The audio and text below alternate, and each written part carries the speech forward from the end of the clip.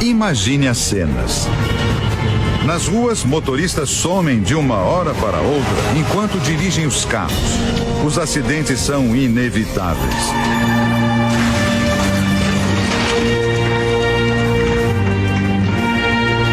Aviões perdem os pilotos em pleno voo e grandes desastres acontecem.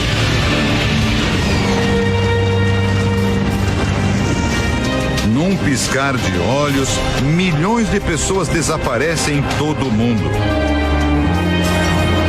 Seria este o cenário do arrebatamento, uma das profecias mais discutidas e temidas de todos os tempos.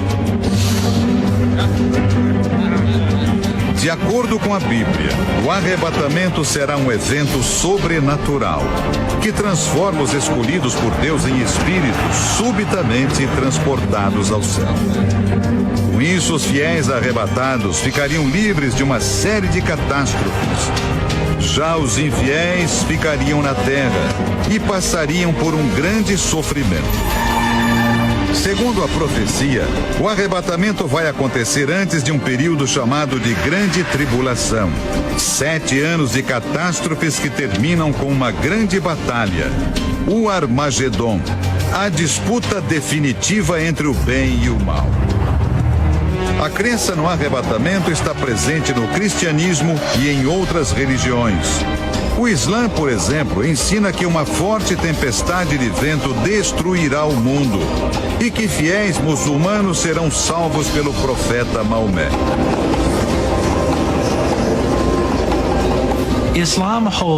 Este professor de religião da Universidade de Pepperdine, na Califórnia, diz que quando se trata do fim dos tempos, cristãos e muçulmanos têm crenças semelhantes.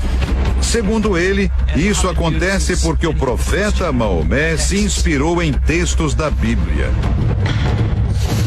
Muitos religiosos e pesquisadores tentam decifrar supostas indicações sobre a data do arrebatamento.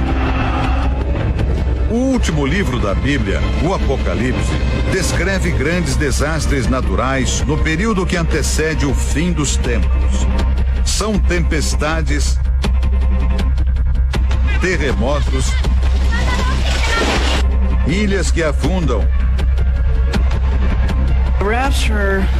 O jornalista Daniel Gansel escreveu vários livros sobre profecias da Bíblia. Ele diz que a questão do arrebatamento mexe muito com as emoções das pessoas. A maioria quer ver os filhos crescerem, casarem, terem outros filhos. Por isso, muita gente não suporta a ideia de que o arrebatamento estaria próximo. Por outro lado, diante das catástrofes globais, muitas pessoas acreditam que estamos perto do fim.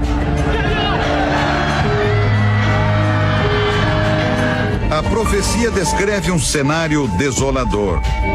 Milhões de casas e empresas abandonadas. Tremores de terra, incêndios. 1/3 da água do planeta ficaria envenenada. Doenças se espalhariam pelo mundo e um calor insuportável dizimaria milhares de vidas. Tudo isso numa proporção ainda maior do que as catástrofes que temos acompanhado. O tsunami que ocorreu na Indonésia em dezembro de 2004 e deixou mais de 200 mil mortos. O furacão Katrina em 2005, que arrasou a cidade de Nova Orleans, nos Estados Unidos. Os terremotos no Haiti e no Chile no ano passado, com milhares de mortos e desabrigados. E no episódio mais recente, o tsunami no Japão. A onda gigante destruiu cidades, deixou milhares de mortos e espalha até agora o medo da contaminação radioativa. Segundo as profecias, depois do arrebatamento, o mundo entraria em colapso. Os sistemas de saúde, por exemplo, iriam parar de funcionar. Com os hospitais superlotados, os médicos não teriam sequer condições de fazer a triagem dos pacientes. Este especialista em situações de emergência explica que a palavra triagem significa reunir as pessoas em grupos de 3. No primeiro grupo estão aqueles que, não importa o que os médicos façam, não têm chance de sobreviver. No segundo grupo, os feridos que podem esperar um pouco mais para receber tratamento. E por último, as pessoas que precisam de tratamento imediato para evitar a morte. Diante do sumiço de uma parte da humanidade, o planeta mergulharia num caos profundo. Este é o autor dos livros que deram origem a filmes e séries de TV sobre o arrebatamento. Ele lembra do caos que seguiu o blackout de 1977, ocorrido em Nova York. Diz que quem já viveu uma situação de falta de energia sabe como é. Bastam alguns dias sem eletricidade para a comida estragar nas geladeiras, o abastecimento de água ser cortado, os sinais de telefonia desaparecerem. Seria isso em escala mundial.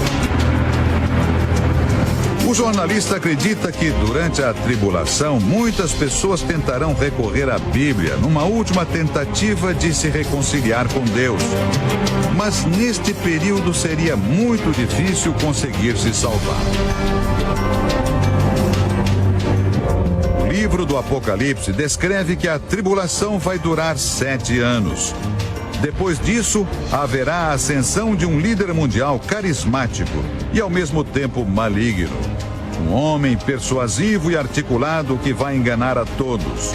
É o chamado Anticristo.